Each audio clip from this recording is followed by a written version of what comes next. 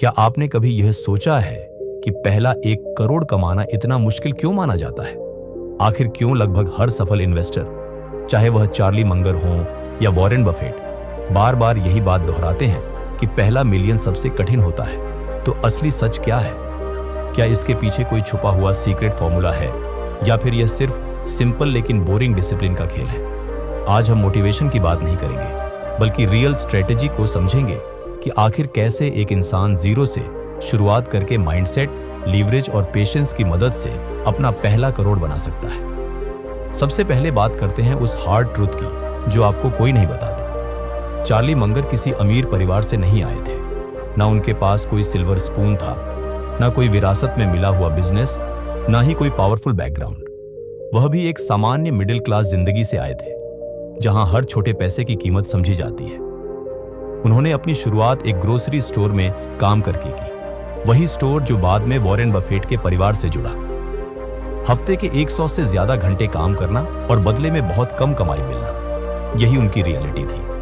वह दिन भर खड़े रहते, शेल्फ भरते, ग्राहकों को संभालते और कैश काउंट करते, लेकिन दिन के अंत में उनकी इनकम लगभग वही रहती। यहीं से उनके दिमाग में एक गहरी समझ आई, सिर्फ मेहनत से अमीरी नहीं आती। अगर आपकी कमाई आपके काम के घंटों पर निर्भर है, तो आपकी इनकम की एक लिमिट हमेशा रहेगी, क्योंकि दिन में सिर्फ 24 घंटे ही होते हैं। आप चाहे 8 घंटे काम करो, 12 घंटे करो या उससे ज्यादा, लेकिन एक सीमा के बाद आप आगे नहीं बढ़ सकते। अब इसे एक आसान उदाहरण से समझते हैं। मान लीजिए आपके पास 5,000 रुपये हैं और आप उस पर 20% रिटर्न कमाते हैं, तो आपको सिर्फ 1,000 रुपये मिलेंगे। यह रकम आपकी जिंदगी में कोई बड़ा बदलाव नहीं लाती, लेकिन अगर यही 20% रिटर्न 1 करोड़ पर मिलता है, तो वह 20 लाख बन जाता है। और यही असली फर्क है। यही पैसा आपको विकल्प देता है, सुरक्षा देता है और जिंदगी में स्पेस देता है। यहीं से गेम बदलता है। गेम मेहनत से नहीं बदलता, गेम बेस से बदलता है। जब आपका बेस छोटा होता है तो ग्रोथ भी छोटी दिखती है, लेकिन जैसे ही बेस बड़ा होता है, वही प्रतिशत आपको एक्सपोनेंशियल रिजल्ट देता है। चार्ली मंगर ने बहुत जल्दी समझ लिया था कि जिंदगी का असली लक्ष्य सिर्फ इनकम कमाना नहीं, बल्कि कैपिटल बनाना है। क्योंकि जब कैपिटल बनता है, तभी कंपाउंडिंग अपनी असली ताकत दिखाती है। छोटे अमाउंट पर कंपाउंडिंग सिर्फ एक थ्योरी लगती है, लेकिन बड़े अमाउंट पर वही कंपाउंडिंग आपकी जिंदगी बदल देती है। इसीलिए पहला करोड़ सबसे मुश्किल लगता है, क्योंकि इस स्टेज पर आपको मेहनत ज्यादा दिखती है और रिजल्ट कम। प्रोग्रेस नजर नहीं आती, पेशेंस टूटने लगता है और आपको लगता है कि इतनी मेहनत के बाद भी कुछ बदल क्यों नहीं रहा। लेकिन सच ये है कि इसी समय आप अपनी नींव बना रहे होते हैं। नींव कभी दिखाई नहीं देती, लेकिन वही पूरी इमारत को संभालती है। पहला करोड़ कभी ग्लैमरस नहीं होता, वह एक लंबा ग्राइंड होता है। इसमें आपको अपने खर्चों को कंट्रोल करना पड़ता है, टेम्पटेशन से बचना पड़ता है, शॉर्ट टर्म खुशी को छोड़ना पड़ता है और दूसरों से तुलना करना बंद करना पड़ता है। धीरे धीरे आपका बेस बनता है और यही बेस आगे चलकर आपकी जिंदगी बदलता है। लोग अक्सर पूछते हैं कि अमीर बनने का सीक्रेट क्या है? जवाब बहुत सिंपल है, अपने नंबर को बड़ा बनाओ। जब तक आपका बेस छोटा है, तब तक प्रतिशत का कोई बड़ा असर नहीं दिखेगा, लेकिन जैसे ही आपका बेस बड़ा होता है, वही प्रतिशत आपकी ताकत बन जाता है। चार्ली मंगर ने यह बात बहुत जल्दी समझ ली थी कि मेहनत जरूरी है, लेकिन सिर्फ मेहनत काफी नहीं है। अगर आप सिर्फ अपना समय बेच रहे हो, तो आप इनकम कमा रहे हो, लेकिन अगर आप कैपिटल बना रहे हो, तो आप अपना फ्यूचर खरीद रहे हो। यही वह सच्चाई है जिसे बहुत कम लोग समझते हैं। असली गेम वहीं बदलता है जहां आपका बेस बड़ा होता है, और यह बेस बनता है लगातार बचत, समझदारी से निवेश और साधारण लेकिन मजबूत अनुशासन से। यही पहला कदम है पहले करोड़ की तरफ बढ़ने का।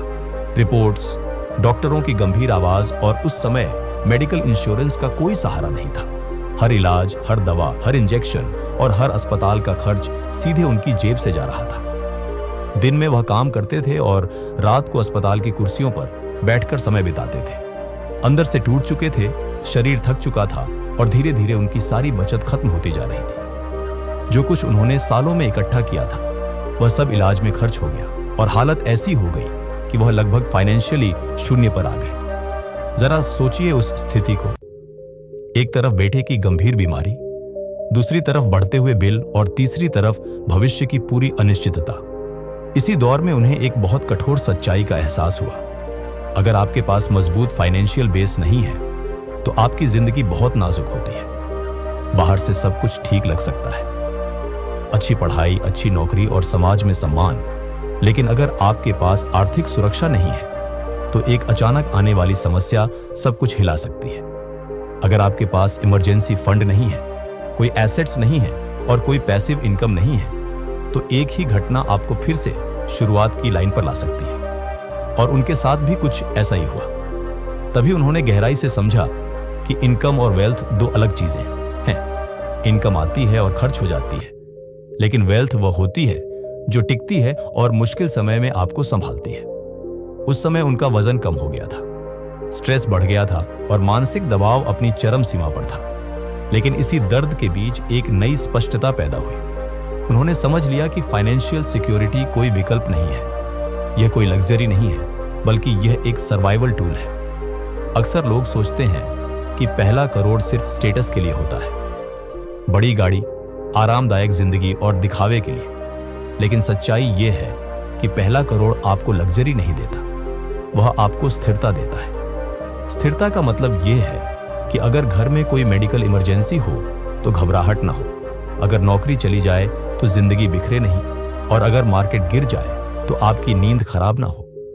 जब आपके पास बेस नहीं होता तो छोटी छोटी समस्याएं भी बहुत बड़ी लगती हैं, लेकिन जब आपके पास मजबूत बेस होता है तो बड़ी समस्याएं भी संभाली जा सकती हैं। यही उन्होंने समझा कि पैसा सिर्फ कमाने का खेल नहीं है, बल्कि यह सुरक्षा का खेल है। डर से सुरक्षा, अनिश्चितता से सुरक्षा और असहायता से सुरक्षा। उन्होंने महसूस किया कि एक नाजुक जिंदगी में असली आजादी संभव नहीं है अगर आप हर समय इस डर में जी रहे हैं कि अगर कुछ गलत हो गया तो क्या होगा, तो आप कभी भी बड़े और साहसी फैसले नहीं ले सकते। ऐसी स्थिति में ग्रोथ हमेशा सीमित रहती है। उन्होंने यह भी देखा कि जब इमोशनल दर्द और फाइनेंशियल दबाव एक साथ आते हैं तो इंसान पूरी तरह टूट सकता है। लेकिन अगर आपके पास आर्थिक मजबूती हो तो कम से कम एक बड़ा तनाव कम हो जाता है। दर्द पूरी तरह खत्म नहीं होता, लेकिन डर कम हो जाता है, और यही असली फर्क है। पहला करोड़ आपको कठोर नहीं बनाता, वह आपको तैयार बनाता है। मुश्किल समय के लिए तैयार, गिरावट के लिए तैयार और अनिश्चितता के लिए तैयार। उस समय उनके पास कोई विकल्प नहीं था, उन्हें हर दर्द से गुजरना पड़ा, लेकिन उसी दर्द ने उनके अंदर एक मजबूत फाइनेंशियल डिसिप्लिन पैदा किया। उन्होंने फैसला किया कि अब उनकी जिंदगी कमजोर नहीं रहेगी, अब वह एक मजबूत आधार बनाएंगे। अब कोई भी इमरजेंसी उन्हें पूरी तरह तोड़ नहीं पाएगी, और यहीं से उनका माइंडसेट बदल गया। पहले वह सिर्फ कमाई पर ध्यान देते थे, अब वह नींव बनाने पर ध्यान देने लगे। पहले वह सैलरी के बारे में सोचते थे, अब वह सिक्योरिटी के बारे में सोचने लगे। उस दर्द ने उन्हें कमजोर नहीं बनाया, बल्कि जागरूक बना दिया, और यही जागरूकता असली ताकत होती है।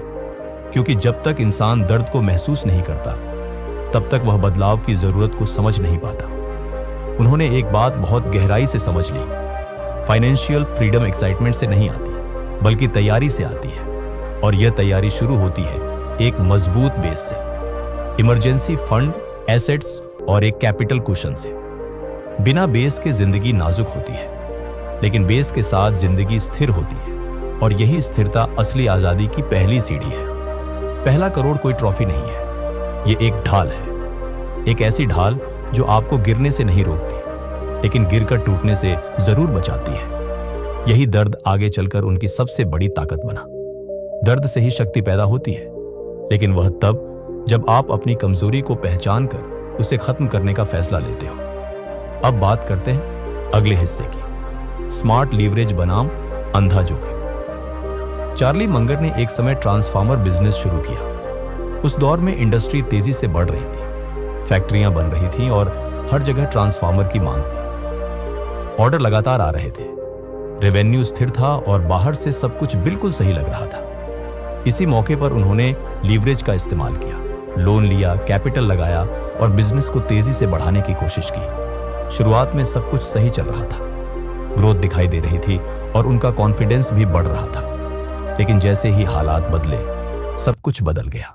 मांग धीरे धीरे कम होने लगी, फैक्ट्रियों की रफ्तार धीमी पड़ गई, नए ऑर्डर्स आना घट गए और तभी एक और चुनौती सामने आई, बढ़ता हुआ कंपटीशन। जैसे ही लोगों को पता चला कि ट्रांसफार्मर इंडस्ट्री में प्रॉफिट है, कई नए खिलाड़ी मार्केट में उतर आए। सप्लाई बढ़ने लगी, कीमतों पर दबाव आने लगा और मार्जिन धीरे धीरे सिकुड़ने लगे। जो बिजनेस कल तक मुनाफा दे रहा था, वही आज घाटे में जाने लगा।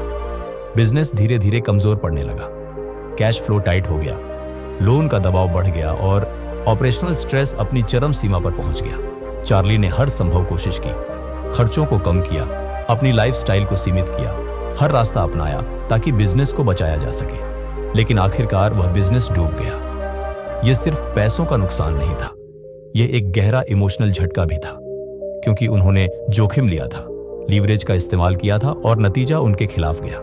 लेकिन यहीं पर असली फर्क पैदा होता है। बहुत से लोग ऐसी फेलियर के बाद ये निष्कर्ष निकाल लेते हैं कि रिस्क मत लो, लीवरेज खतरनाक है, हमेशा सेफ खेलो। लेकिन चार्ली ने एक अलग सीख निकाली। उन्होंने समझा कि गलती लीवरेज में नहीं थी, गलती रिस्क लेने में नहीं थी। असली गलती थी बिना सोचे समझे आशावाद, यानी ब्लाइंड ऑप्टिमिज्म। ब्लाइंड ऑप्टिमिज्म क्या होता है? जब मार्केट ऊपर जा रहा हो और आप मान लो कि वह हमेशा ऊपर ही जाएगा। जब डिमांड मजबूत हो और आप यह मान लो कि वह हमेशा मजबूत रहेगी। जब ग्रोथ दिखे और आप सोच लो कि यह हमेशा के लिए है। उन्होंने महसूस किया कि उन्होंने डिमांड के एक अस्थायी दौर को स्थायी समझ लिया था। उन्होंने सिर्फ अपसाइड देखा था, लेकिन डाउनसाइड को गहराई से नहीं समझा था, और यही उनकी सबसे बड़ी गलती थी। लेकिन इस असफलता ने उन्हें डराया नहीं, बल्कि उन्हें और ज्यादा अनुशासित बना दिया। उन्होंने समझा कि लीवरेज एक बहुत ताकतवर टूल है, लेकिन तभी जब आप उसके डाउनसाइड को सीमित रख सको। अगर मुनाफे की संभावना बड़ी है लेकिन नुकसान की कोई सीमा नहीं है, तो वह निवेश नहीं बल्कि जुआ है। लेकिन अगर मुनाफा आकर्षक है और नुकसान सीमित है, तो वह एक समझदारी भरा फैसला है। कुछ समय बाद उन्होंने फिर से लीवरेज का इस्तेमाल किया, लेकिन इस बार उनका नजरिया पूरी तरह बदल चुका था। अब फैसले भावनाओं से नहीं बल्कि आंकड़ों से लिए जा रहे थे। इस बार उन्होंने रियल एस्टेट में निवेश किया। उनके सामने एक प्रॉपर्टी का मौका आया जिसकी लीज 49 साल की थी। नियम यह था कि बैंक लोन तभी देगा जब लीज कम से कम 50 साल की हो। यहां सिर्फ 1 साल कम था, लेकिन इस वजह से लगभग हर बैंक ने लोन देने से मना कर दिया। ज्यादातर लोग यही हार मान लेते, सोचते कि जब बैंक ही तैयार नहीं है तो यह डील छोड़ देनी चाहिए। लेकिन इस बार चार्ली अलग तरीके से सोच रहे थे। उन्होंने सिर्फ स्थिति को नहीं देखा, बल्कि उसके हर पहलू का विश्लेषण किया। उन्होंने सोचा, सबसे खराब स्थिति क्या हो सकती है? अगर डील में देरी हो जाए तो क्या होगा? अगर खरीदार देर से मिले तो क्या होगा? अगर कीमत थोड़ी कम मिले तो क्या होगा? उन्होंने हर संभावित जोखिम को पहले ही अपने दिमाग में खेल लिया और यह निष्कर्ष निकाला कि नुकसान की स्थिति भी संभाली जा सकती है। इसके बाद उन्होंने अपनी रणनीति बदली। बड़े बैंकों के पीछे भागने के बजाय उन्होंने एक छोटा लोकल बैंक खोजा, जिसे अपने पैसों को निवेश करना था और जिसे नए ग्राहकों की जरूरत थी। उन्होंने उस बैंक के सामने पूरा प्लान रखा, प्रॉपर्टी की जानकारी, मार्केट का विश्लेषण, संभावित कैश फ्लो और एक स्पष्ट एग्जिट प्लान। उन्होंने सिर्फ उम्मीद नहीं बेची, उन्होंने गणना देखी। बैंक को भरोसा हुआ, लोन मिल गया और डील पूरी हुई। उन्होंने प्रॉपर्टी खरीदी, कुछ समय तक होल्ड किया और सही समय पर उसे बेच दिया। इस डील से उन्हें अच्छा मुनाफा हुआ। ये कोई चमत्कार नहीं था, ये कोई जैकपॉट नहीं था, ये एक स्ट्रक्चर्ड और सोचा समझा लीवरेज था।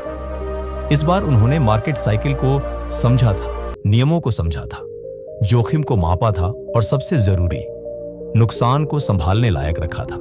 यहीं से उनका असली फाइनेंशियल बेस बनना शुरू हुआ। एक सफल डील आत्मविश्वास देती है, 2 डील्स कैपिटल बनाती है और 3 डील्स एक मजबूत नींव तैयार करती है। और यही नींव आगे चलकर कंपाउंडिंग की असली ताकत बनती है। उन्होंने समझ लिया था कि लीवरेज एक एक्सीलरेटर की तरह है, लेकिन उसे सही दिशा देने के लिए स्टीयरिंग यानी कंट्रोल जरूरी है। अगर एक्सीलरेटर है लेकिन कंट्रोल नहीं है तो दुर्घटना तय है। लेकिन अगर एक्सीलरेटर के साथ सही दिशा और अनुशासन हो तो वही गति आपको आगे बढ़ाती है। ब्लाइंड रिस्क भावनाओं से पैदा होता है, जबकि स्मार्ट लीवरेज स्पष्टता से आता है। ब्लाइंड रिस्क सोचता है कि सब ठीक हो जाएगा, जबकि स्मार्ट लीवरेज पहले पूछता है कि अगर सब गलत हो गया तो क्या होगा। ट्रांसफार्मर बिजनेस ने उन्हें दर्द दिया, लेकिन रियल एस्टेट डील ने उन्हें ताकत दी। दोनों में समान चीज थी, लीवरेज, लेकिन फर्क था उनके सोचने के तरीके में। पहली बार उन्होंने भविष्य को मान लिया था, दूसरी बार उन्होंने भविष्य का विश्लेषण किया था, और यही बदलाव उन्हें एक सामान्य बिजनेसमैन से एक असाधारण सोच रखने वाला व्यक्ति बनाता है। यहीं से उनका फाइनेंशियल बेस मजबूत होना शुरू हुआ, क्योंकि अब हर कदम सोच समझकर उठाया जा रहा था, हर रिस्क को मापा जा रहा था और हर लीवरेज एक स्ट्रक्चर के साथ इस्तेमाल हो रहा था। समझदारी से लिया गया लीवरेज वेल्थ बनाता है, लेकिन बिना सोचे समझे किया गया आशावाद वेल्थ को खत्म कर देता है। और यही सबसे जरूरी सीख है पहले 1 करोड़ की यात्रा में। अब बात करते हैं असली सीक्रेट की। चार्ली मंगर का एक बहुत पावरफुल कॉन्सेप्ट था, हर पैसा मेरा कर्मचारी है। यह सिर्फ एक प्रेरणादायक लाइन नहीं थी, बल्कि यह उनका पूरा फाइनेंशियल सिस्टम था। जब वह कहते थे कि हर पैसा उनका कर्मचारी है, तो उसके पीछे एक गहरी सोच थी। कर्मचारी क्या करता है? वह काम करता है, वैल्यू बनाता है, इनकम पैदा करता है और आखिर में प्रॉफिट लाता है। चार्ली ने पैसे को खर्च करने वाली चीज नहीं माना, बल्कि उसे एक ऐसा वर्कर माना जो बिना रुके 24 घंटे काम करता है, जो छुट्टी नहीं मांगता, जो थकता नहीं, जो शिकायत नहीं करता और जो कभी हड़ताल पर नहीं जाता। यही सोच पूरे खेल को बदल देती है। पहले करोड़ से पहले आप अकेले काम कर रहे होते हो, आपकी स्किल काम कर रही होती है, आपका समय काम कर रहा होता है और आपकी एनर्जी काम कर रही होती है। अगर आप काम करना बंद कर दो तो इनकम भी रुक जाती है। लेकिन जैसे ही पहला करोड़ बनता है, पूरा समीकरण बदल जाता है। अब सिर्फ आप नहीं, आपका पैसा भी काम करने लगता है। यही असली बदलाव है। पहले आप एक वर्कर होते हो, बाद में आप एक ओनर बन जाते हो। वर्कर अपना समय बेचता है, जबकि ओनर अपना कैपिटल इस्तेमाल करता है। चार्ली ने बहुत जल्दी समझ लिया था कि असली आजादी इनकम से नहीं आती, बल्कि एसेट्स से आती है। इनकम आपको चलाती है, एसेट्स आपको सुरक्षित रखते हैं और कंपाउंडिंग आपको आगे बढ़ाती है। जब आपके पास पहला करोड़ होता है, तो आपके पास एक पूरी टीम तैयार हो जाती है। अगर उस पर सिर्फ 10% का रिटर्न भी मिलता है, तो वह 10 लाख बनता है। सोचिए, आप सो रहे हो, आप घूम रहे हो, आप अपने परिवार के साथ समय बिता रहे हो और आपका पैसा लगातार बढ़ रहा है। यही कंपाउंडिंग की असली शुरुआत होती है। कंपाउंडिंग दिखने में आकर्षक नहीं होती, यह धीरे शुरू होती है। शुरुआत में नजर भी नहीं आती, लेकिन समय के साथ यह अजेय बन जाती है। पहले साल यह छोटी लगती है, दूसरे साल थोड़ी दिखने लगती है, तीसरे साल विश्वास बढ़ता है, चौथे साल गति आती है और 5वें साल से यह तेजी से बढ़ने लगती है। और फिर एक समय आता है जब ग्रोथ सीधी नहीं रहती, बल्कि तेजी से बढ़ने लगती है। लेकिन यह तभी होता है जब आप अपने पैसे को एक कर्मचारी की तरह इस्तेमाल करते हो। अगर हर बार पैसा आते ही आप अपनी लाइफस्टाइल बढ़ा देते हो, तो आप अपने कर्मचारी को काम पर लगने ही नहीं देते। अगर हर बढ़ती इनकम के साथ खर्च भी बढ़ता जाता है, तो आपका कैपिटल बेस कभी बन ही नहीं पाता। चार्ली का फोकस बहुत साफ था, पहले पैसे को इकट्ठा करो, फिर उसे काम पर लगाओ और फिर उस कमाई को दोबारा निवेश करो। यही तरीका है जिससे पैसा बढ़ता है। यह प्रक्रिया सुनने में साधारण लगती है, इसमें कोई ग्लैमर नहीं है, कोई ओवरनाइट सफलता नहीं है, लेकिन यही तरीका लंबे समय तक टिकता है। जब आपका पैसा काम करना शुरू करता है, तो आपके फैसले बदल जाते हैं। पहले आप सोचते हो कि मुझे यह काम करना ही पड़ेगा, लेकिन अब आप सोचते हो कि क्या मैं यह काम करना चाहता हूं। पहले आप मजबूरी में काम करते हो, अब आप अपनी पसंद से काम करते हो। पहले डर आपके फैसले तय करता है, अब स्पष्टता करती है। चार्ली ने एक और गहरी बात समझी। अगर आपका पैसा बिना काम के पड़ा है, तो वह एक बेरोजगार कर्मचारी की तरह है, और ऐसा कर्मचारी कोई वैल्यू नहीं बनाता। इसलिए उन्होंने हमेशा इस बात पर ध्यान दिया कि उनका पैसा काम करे। लेकिन इसका मतलब लापरवाही से निवेश करना नहीं था, बल्कि सोच समझकर लंबी अवधि के लिए और धैर्य के साथ निवेश करना था। कंपाउंडिंग सिर्फ ब्याज का खेल नहीं है, यह अनुशासन का खेल है, यह धैर्य का खेल है और यह बार बार निवेश करने की आदत का खेल है।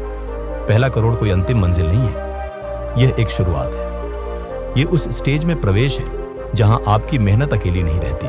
अब आपका पैसा भी आपके साथ चलने लगता है। जैसे जैसे आपका कैपिटल बढ़ता है, वैसे वैसे आपकी ताकत बढ़ती है।